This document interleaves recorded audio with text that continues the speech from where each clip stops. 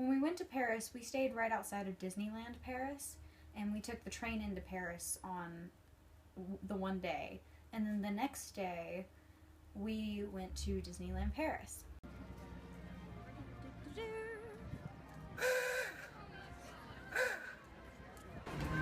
Day 2 in Disneyland Paris. Hey, you droids on Transport 22, get back to work.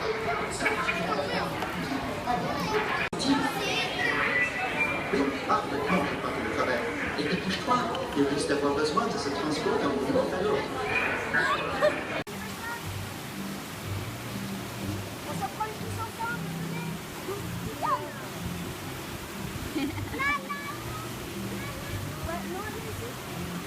You're intruding.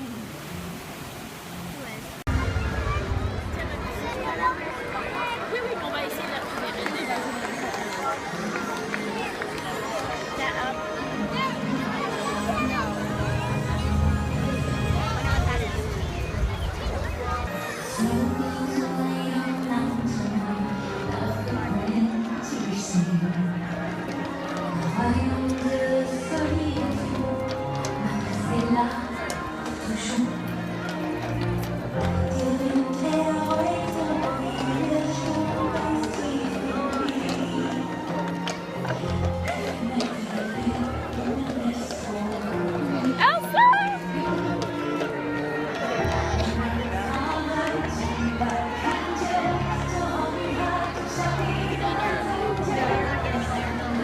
When we were in Disneyland Paris, I got myself a souvenir, but it's not exactly the most conventional souvenir. I ended up getting myself a pair of wellies, or rain boots, which have Disneyland Paris and written on them, and Vacances and Aventure and France and 100% Paris, and they have all the little Disney characters in there. So yeah, I got wellies or rain boots, which this is only the one, but the other one's upstairs. I just figured I didn't need both of them to show them to you. Also during that time, my paternal grandmother had come to visit, so she was in Paris with us and in Disneyland Paris with us. But before she left, we met up with somebody who she had gotten in contact with, who happened to be like a distant cousin of ours. So, and we found out that we have family in Germany who own a winery, which is really cool, you know? After that was our big trip of the summer. We took a week-long trip to Ireland, which was amazing. So when we went, we started out in Dublin, and we went up to the Hills of Tara, or Tara, however you want to pronounce it, and it was beautiful there, and it was amazing. And then from there we went over to Galway, which on the way to Galway, we had put it into the GPS, and the GPS took us through a little town called Mullingar, which, if you're a fan of One Direction, you know what Mullingar is. So that was kind of cool. We didn't stop though, but it was still kind of cool, you know, going through and seeing where he grew up. Yeah, I'm gonna stop now because I'm about to start sounding like a major fangirl. We stayed the night in Galway, where we discovered a beer called Smithwick's, which is amazing and pretty much the only beer I've ever tasted and liked. Then from Galway we went to the Cliffs of Moher, where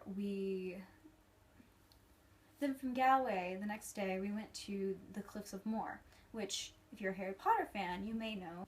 Spoiler alert, that the Cliffs of Moher is where they filmed the 6th Harry Potter movie during the scene with Dumbledore and Harry outside of the cave where Voldemort has hidden his locket.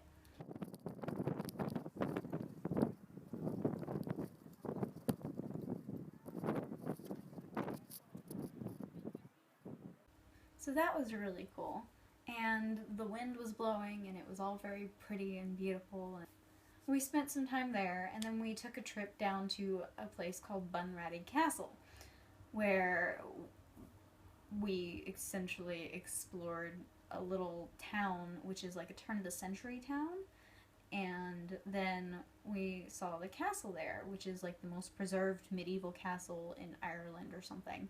So that was kind of cool. aside from all of the little itty-bitty staircases that I constantly got stuck on and was having to have people come down, and it was like, oh, claustrophobia attack. When I got out of the castle, I actually fell in the grass and was like, oh, air. Yeah. And then from there, we went to Blarney, which if you know Blarney Castle, you know that there is the Blarney Stone. Before anybody asks, yes, I did kiss the Blarney Stone.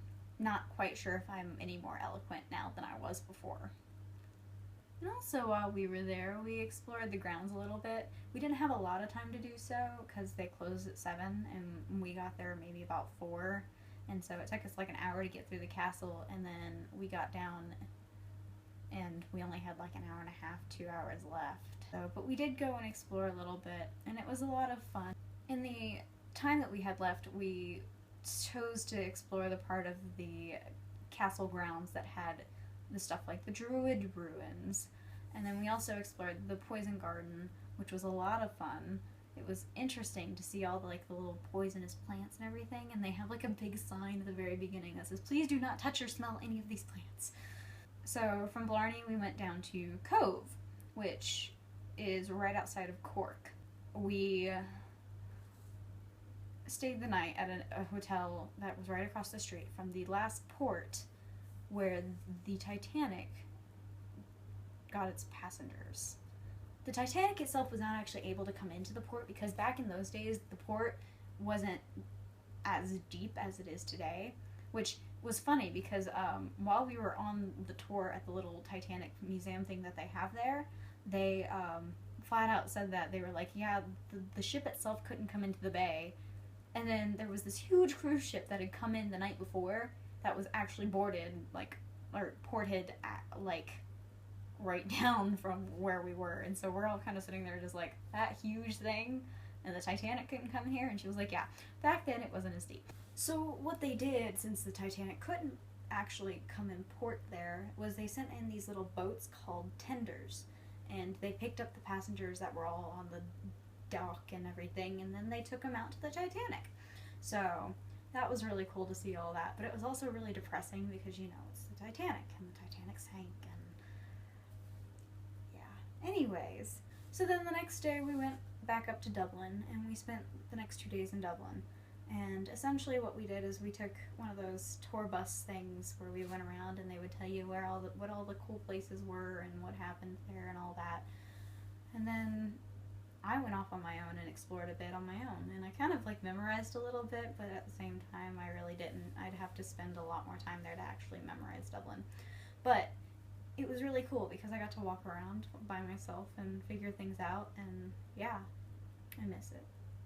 So yeah, that was our trip to Ireland, and I got a lot of cool stuff while we were there too. The first thing is this. This is a clotter ring, and essentially it's a ring that kind of tells you about, its intention is kind of like to portray the wearer's relationship status. The way I'm wearing it now, it means that I'm single, because I am. And if it's facing the other way with the crown out towards your finger and the heart towards you, then you're in a relationship. And if it's on the other finger and it's facing in the heart, the point of the heart is facing out, it means you're engaged. And if it's facing in, then it means you're married. So yeah, that's how a clotter ring works. And there's a whole story behind it, but I'll have to tell you guys the story at a different time. Sorting through the stuff that I got. I got this. It's a plaque. It has my name on it. And see? It's Kim. And it says, in English, the meaning of the name Kim is bold family. Quite a sensitive and emotional person, she is very charming and delightful. She can be quite sociable and particularly accommodating when need be. She is refined and sometimes a perfectionist, depending on the job at hand. Sounds about right, doesn't it, Lauren? Actually kind of describes me pretty well, which is why I bought it. And then we got the picture of me kissing the Blarney Stone, which you can see here. See, that's me, and the Blarney Stone's down there, and I'm kissing it. I'm leaning over over an edge where I'm dangling to my death, you know.